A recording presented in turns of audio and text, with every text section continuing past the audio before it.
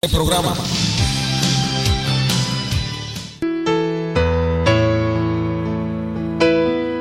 Hola, soy Marta Polo. Te invito para que nos escuches a través de Radio Visión en nuestro programa Conocer, Crecer y Vivir los lunes y viernes de 1 a 1:30 p.m. Te esperamos.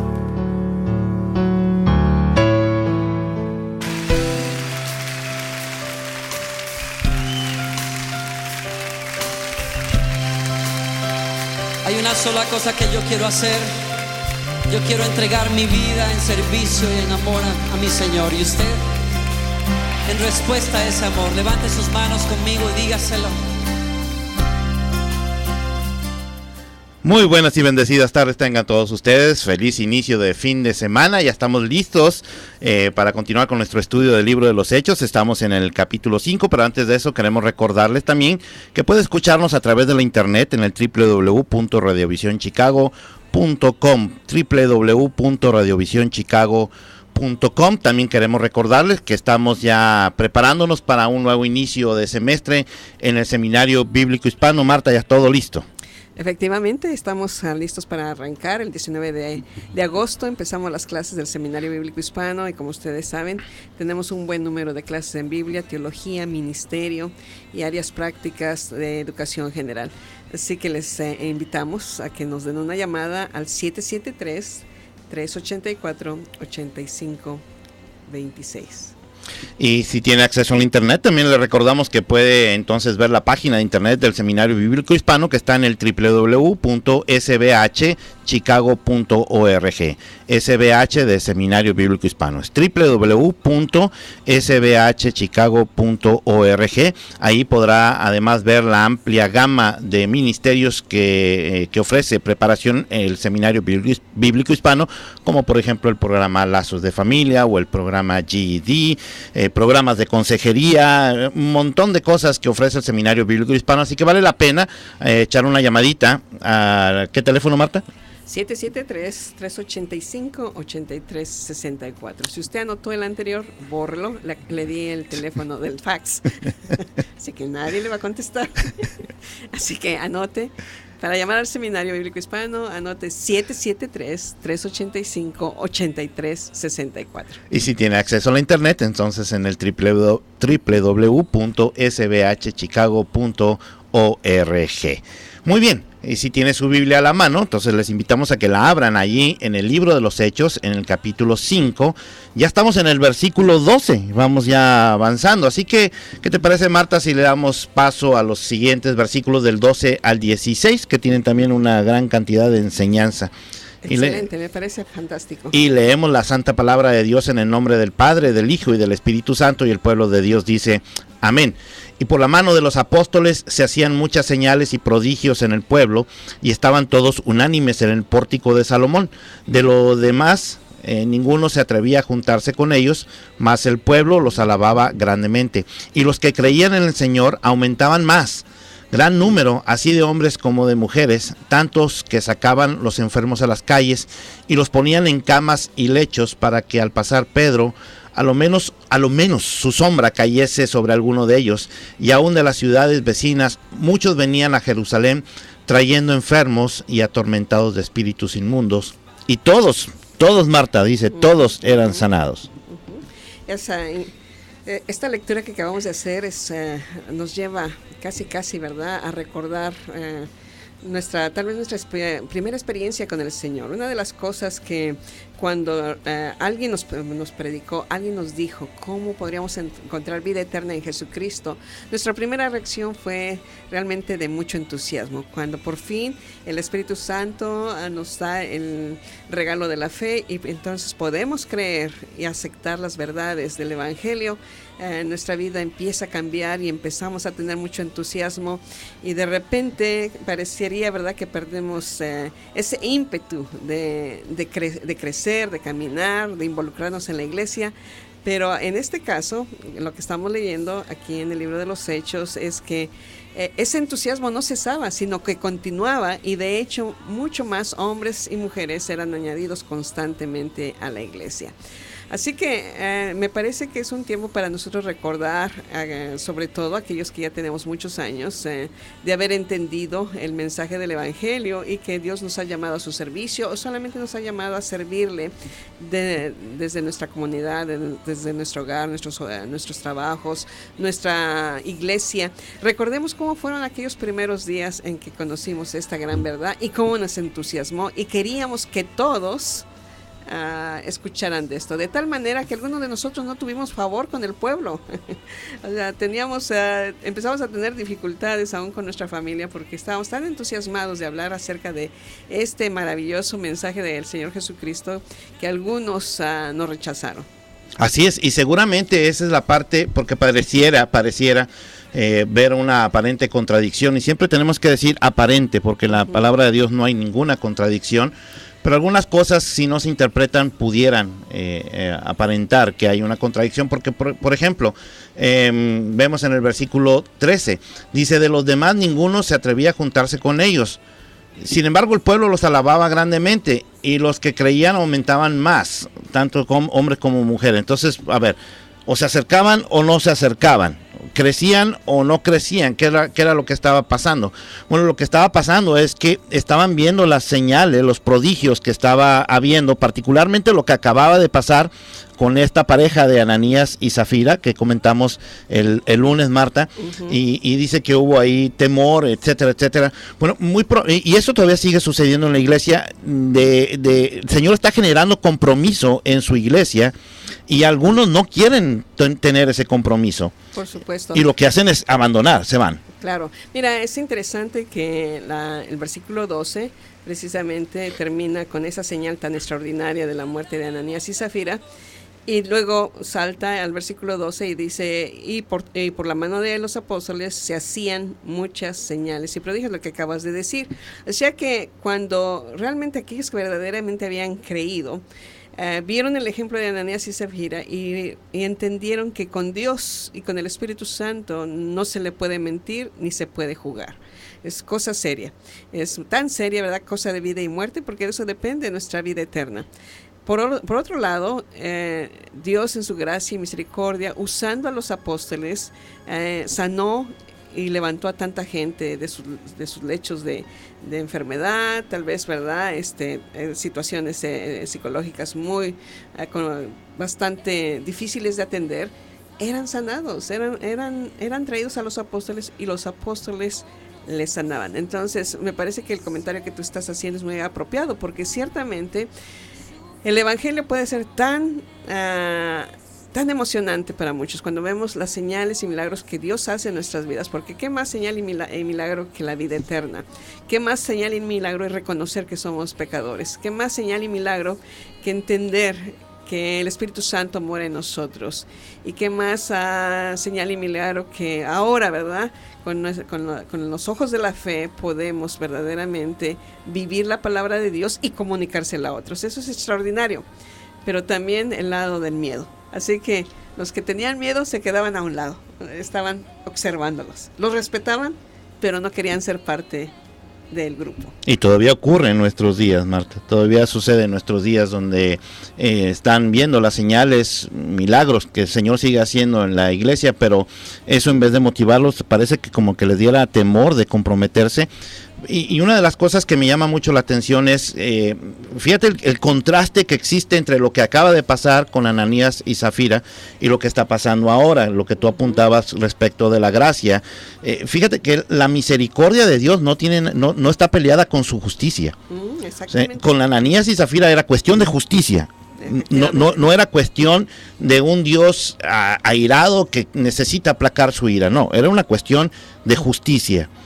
Y acá es una cuestión de misericordia, y esas dos cosas se empatan, no se contradicen. Por supuesto. Entonces Dios está mostrando su amor, su misericordia, haciendo señales y prodigios en el pueblo a través de la mano de los apóstoles, de tal manera que sacaban los enfermos a las calles y los ponían en las camas y para que pasaran los apóstoles, y decía la gente, bueno, si por lo menos su sombra pasa por aquí, seré sano. Ahora, esto provocó una serie de reacciones, y las reacciones las vamos a ver en el versículo 17 en adelante. Dice así: entonces, levantándose el sumo sacerdote y todos los que estaban con él, esto es, la secta de los saduceos, se llenaron de celos y echaron mano a los apóstoles y los pusieron en la cárcel pública.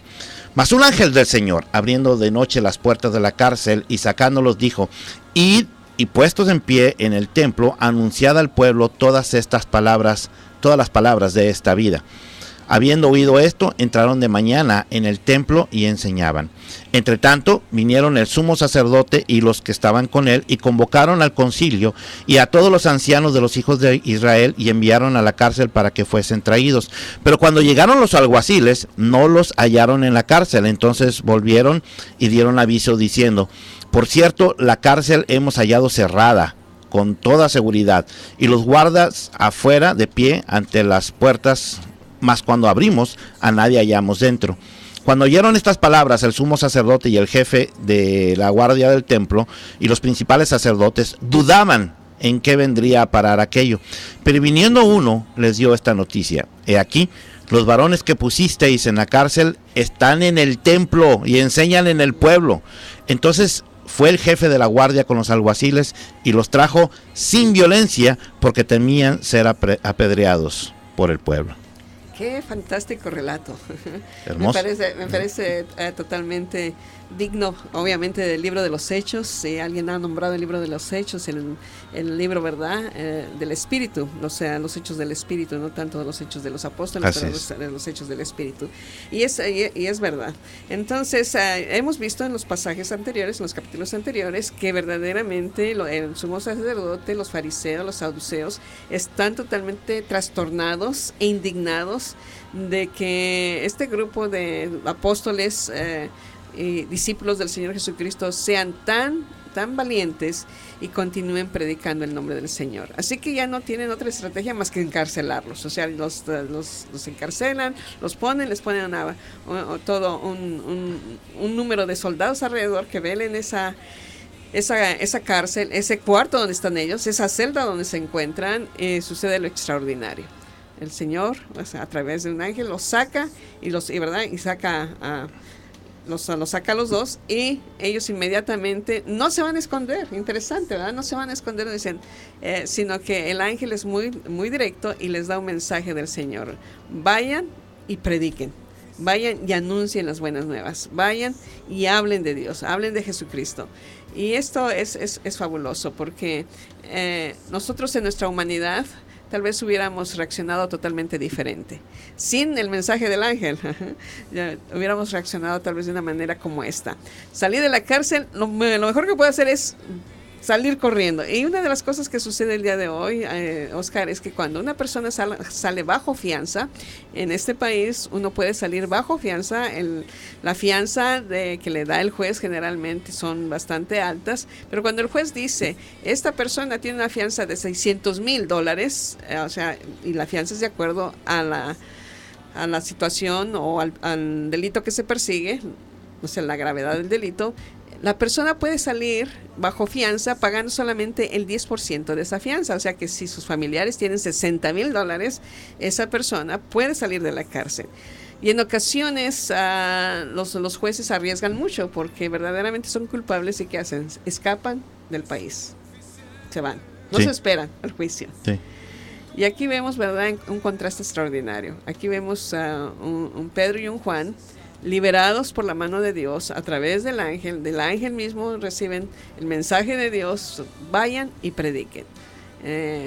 Y ellos hacen exactamente eso. En lugar de esconderse, en lugar de buscar poner tierra de por medio, hacen todo lo contrario. Se paran enfrente del templo y empiezan a predicar. Qué valentía, ¿no? Totalmente. Y fíjate, me llama mucho la atención, ya viste cómo Lucas le llama a este grupo de los saduceos, le llama la secta. La secta. Y muy interesante, Marta, porque la palabra secta en griego también puede ser traducida, o tiene sentido de traducción de herejía. Así que Lucas está considerando que son unos herejes.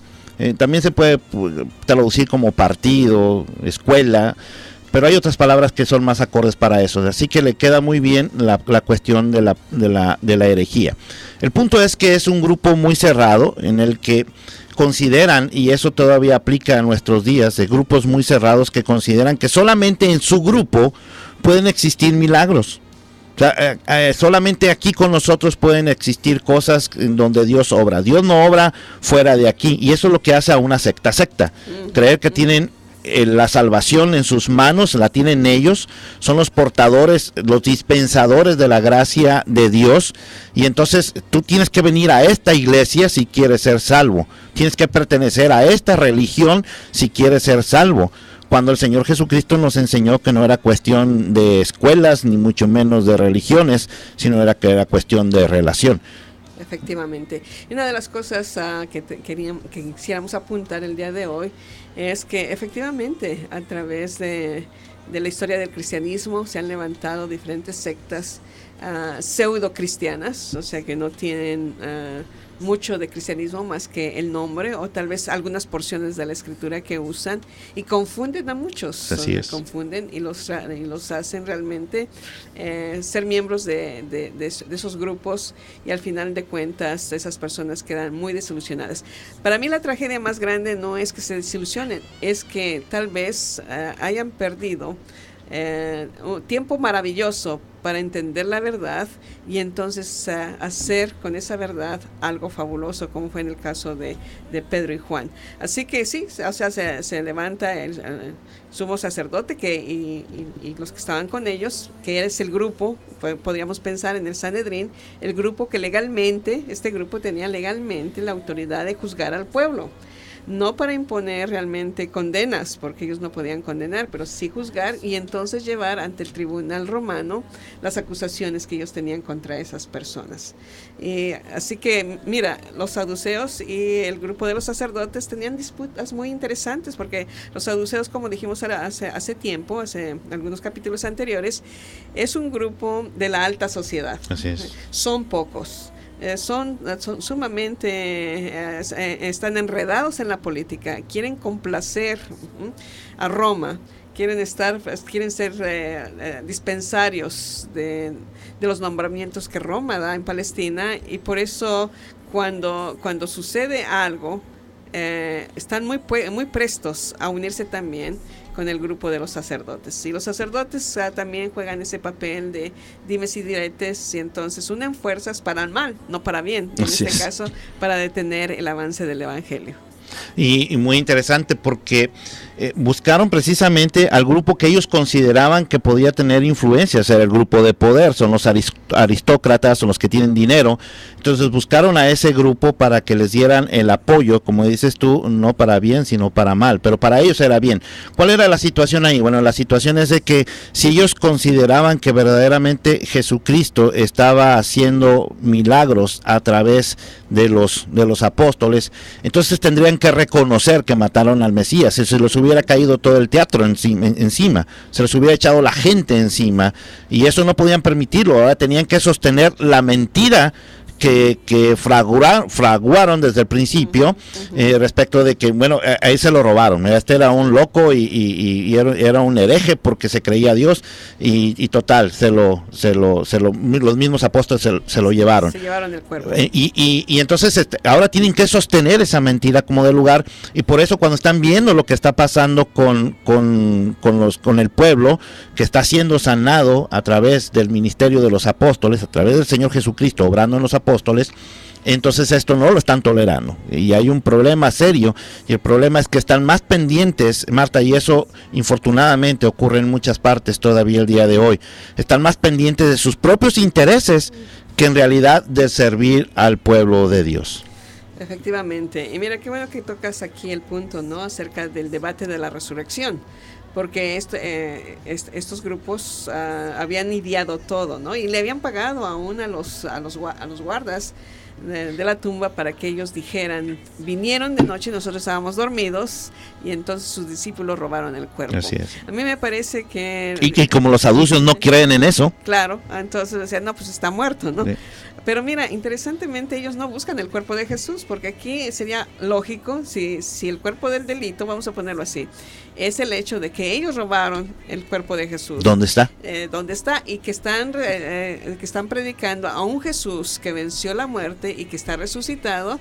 O sea, por lógica natural, si yo fuera saduceo en aquel tiempo o fuera parte del grupo de los sacerdotes, sería mi intención realmente encarcelar a Pedro y a Juan, no por el delito de predicar, sino por el delito de que se robaron el cuerpo.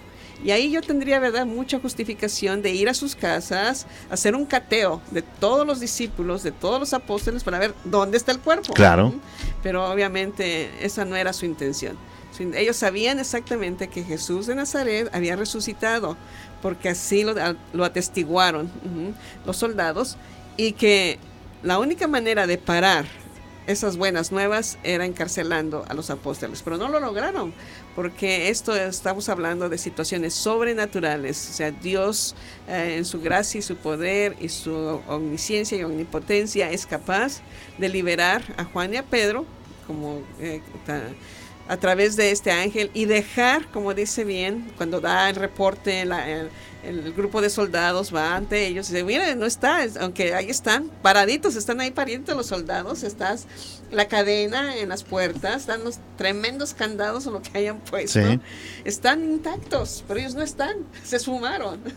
Y eso debemos de entenderlo como el maravilloso milagro de Dios, con un fin solamente. Y me encanta, ¿verdad?, el versículo 20, porque el fin que tiene, el ángel mismo le dice, id y puestos en pie en el templo, les dice dónde, y puestos en pie, anuncien al pueblo todas las palabras de esta vida. Así es.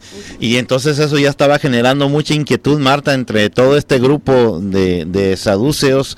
¿Y en qué va a parar esto? Decían ellos mismos, ¿en qué va a parar todo esto?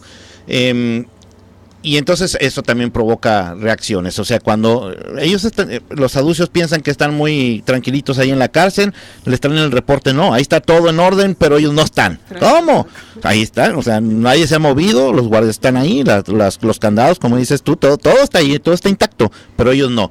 Entonces, bueno, pues vayan y tráiganmelos. Eso es lo que dicen. Y el versículo 27 dice, cuando los trajeron, los presentaron en el concilio y el sumo sacerdote les preguntó, versículo 28, diciendo, ¿no os mandamos estrictamente que no enseñaseis en ese nombre?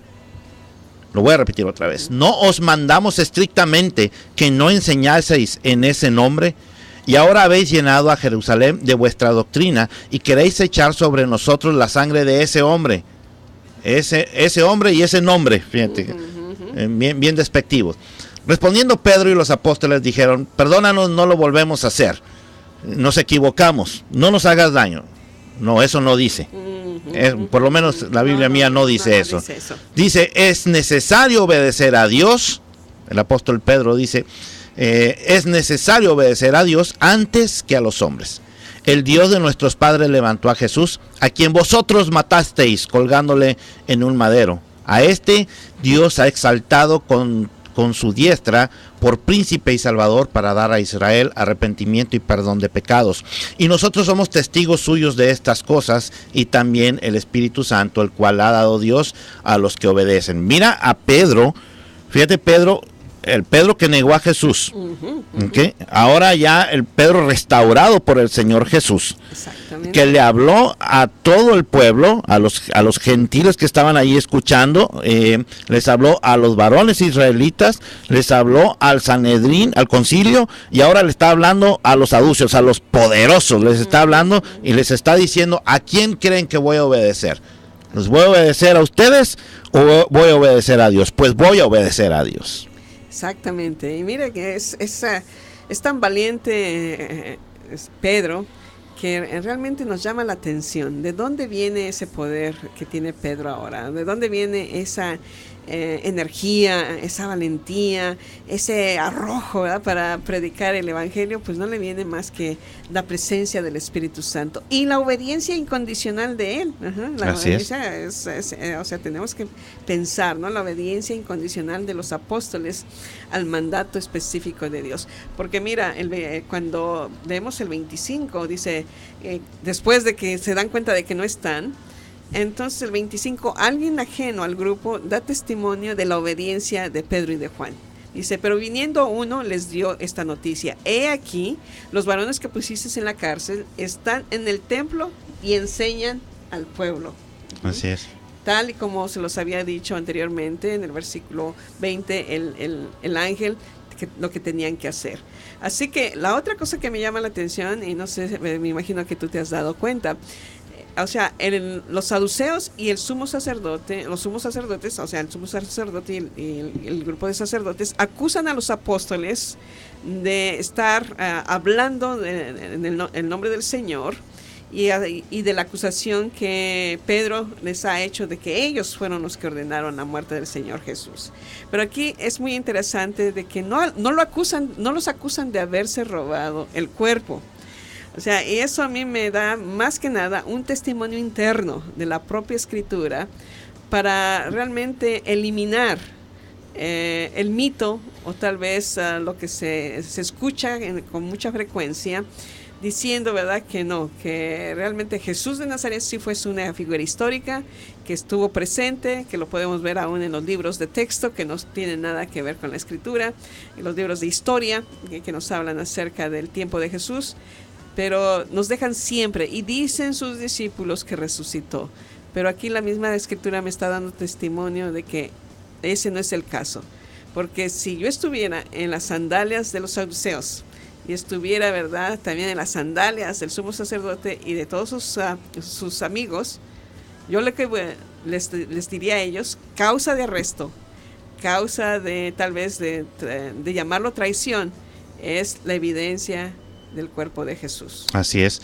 Y bueno, nosotros ya nos vamos la próxima semana, el próximo lunes. Me gustaría hacer énfasis en el versículo número 31 en cuanto a las palabras arrepentimiento y perdón de pecados. Podemos platicar un poquito de esto tan importante en nuestros días, pero por lo pronto queremos recordarles que la librería Vida Nueva se encuentra localizada en el 2909 al norte de la Central Avenue, aquí en Chicago, Illinois, con teléfono 773-481-2554. 773-481-2554. Aquí puede empezar a formar usted su biblioteca completa.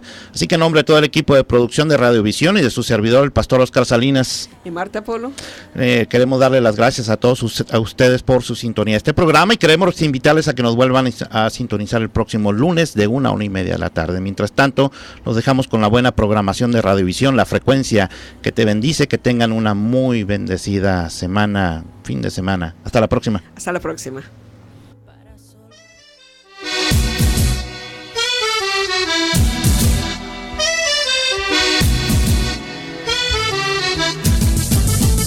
Te invitamos a visitar la librería Vida Nueva, donde podrás encontrar desde productos exclusivos hasta los últimos lanzamientos editoriales y musicales.